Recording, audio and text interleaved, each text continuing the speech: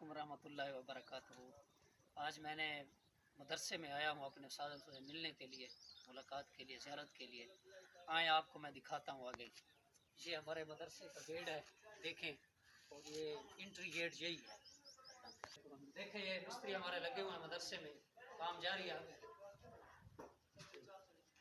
माशाल्लाह जामिया अनवार हबीब का काम देखो जारी है लधाना में।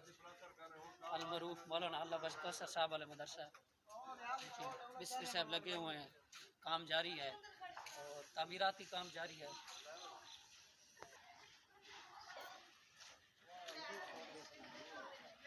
देखिए हमारे सारे मोहतरम हैं और मदरसे के चलाने वाले भी यही है और इनसे मुलाकात हुई है, बड़े अरसे बाद आए हैं हम। मिस्त्री आवे ने, बच्चे आवे ने, बस बस बस बस। ये देखें मदरसे के तलबा काम कर रहे हैं माशाल्लाह, जारी सारी है काम। इधर देखें आगे ले ये देखें हमारे मिस्त्री साहब हैं, इनसे हम बात करते हैं। मिस्त्री साहब ये कब से काम जारी है? 5-6 दिन हो गए। और कितने दिन लगेंगे इसमें? मीनार शरीफ मैं भी आवा भला बेच